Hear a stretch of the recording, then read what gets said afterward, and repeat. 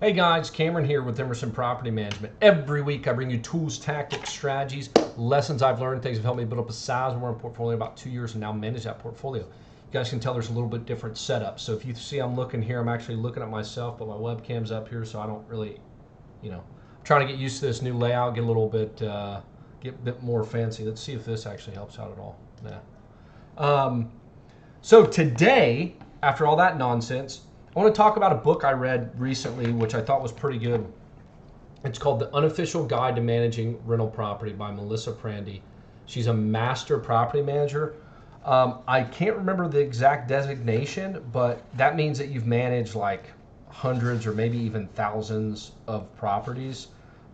So she knows what she's talking about. This book has been around for quite some time.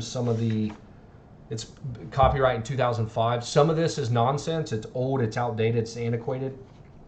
But some of it's got some really good information. What I want to talk about today, which I've had a lot of questions about recently, is page 315.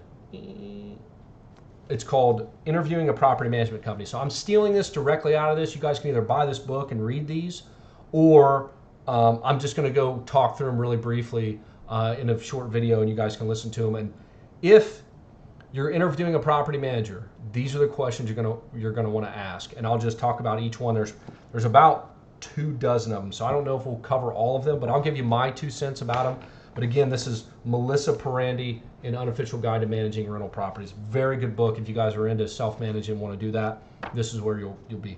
Also, before we get started, if you guys like this video, just give me a subscribe at the bottom there, or over here, or wherever it is. Really helps us out. Anywho, so interviewing a property management company. First question you should ask, why should I use your company to manage my rental property? Very good question.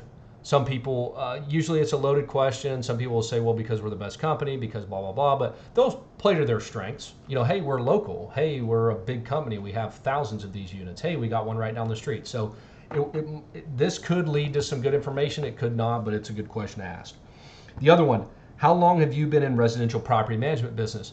This is huge because I've seen time and time again so many people who are just starting out, or they do it on the side or whatever. I mean, I just started out, but I managed my own for almost 5 years before I started managing other people. So I didn't just get into it new, and I made a lot of mistakes on my own dime, which cost me a lot of money. So this is a very good question to ask. Do you also sell real estate? In the parentheses, be sure that managing properties is what they do most and best. That is so true, because there are some people who don't have the proper accreditations and licenses who sell real estate, and then they'll help an investor buy one and they'll just manage it on the side. So make sure that their prime business is managing rental properties, because I can tell you with 100% confidence that it is a totally different business. How many properties do you manage? Great. Do you manage 1,000 units or 100 units or 10 units? Great question to ask. Do you have a professional designation in property management? So we're NARPM property managers, National Association of Residential Property Managers.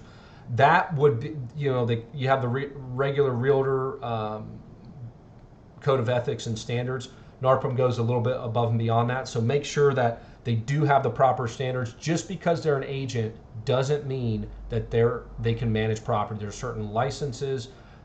The only license you have to hold is to be a realtor, but there are certain insurance policies, and the broker, whoever the broker is, has to understand what they're doing, because otherwise in a lawsuit or what have you, if there's not the proper insurance, you could be looking at a big problem if somebody's just out managing property without broker permission. How will I know when there is a vacancy? Very good question. Does this company alert you, hey, there's a vacancy coming up? We start 90 days ahead of time. We say, hey, 90 days out before the end of the lease, we reach out to the owner and say, hey, do you guys have any desire to sell the property, or you guys want to keep it? Before we make a renewal offer, we want to know, are you guys going to keep the property? So it's always good to let somebody know about an upcoming vacancy or when the property is going to turn over. How do you advertise the vacancy? This is a great question. Are you guys just, somebody with a couple tools and a back of a pickup truck, and you're throwing a sign in the yard like you're in the 90s still? Or do you actually put stuff on the MLS? Obviously, we put everything on the MLS, Facebook, social media, every place that everybody else does. How long will it take you to rent my property? Very good question. Most people are going to say, about a month. Our current, as of 2021, our current standards, it's 22 days to lease a property. 22 days is what we have. That could change. It goes up, it goes down. We've had a couple properties that have taken a little bit longer than that. The average is probably right under 20 days. There's a fly right in my face. Sorry. Next question. How do you feel about allowing or not allowing pets, smokers, and or children? So this is a very good question because this came up with a recent person or owner that called that wants us to manage their property and said, hey, we really don't want kids in the property. We really don't want college students. You cannot discriminate based on age, sex, familial status, and it goes on and on and on. There's 9 protected classes. So you, the owner, can select pets, right? The owner can always select, for us, the owner can always select pets or no pets. But as far as children, college students, and what have you, you can't do that. You let us take care of that to make sure that you don't get into any discrimination issues. But, remember, here's a big asterisk, warning, service animals are not pets. So that's something to keep in the back of your mind. You got to make sure, even if you don't allow pets, somebody can come in with an emotional support animal or a service animal, and they are not pets. Those are service animals or emotional support animals. So you got to make sure, even though you select no, you could still have an animal on the property because it's a service animal. What is your screening process for prospective applicants? Very good question. Hey, do you just say, oh, you have a pulse, do you have the money, give me the money and get in the property, or do you have some sort of system? So we use Buildium property management software, which partners with My Smart Move. They submit an application, we pull pay stubs and credit and background checks, and we look at landlord references and credit scores. And you can go to emersonpropertymanagement.com/qualifications, and we give all that stuff to the tenants ahead of time. So if they're self-employed, we have to pull bank statements and 1099s and tax forms. If they're not, we just get a couple copies of their last pay stub. So we verify income, we verify the landlord, the previous landlord, we verify their current employer. We call and talk to them and make sure that it's a permanent position. And then, like I said, credit score has an impact, as well as felonies and any other criminal charges. And then we don't accept anybody with evictions or broken leases, none whatsoever. So make sure that they have a good process for that. How much do you collect at move-in?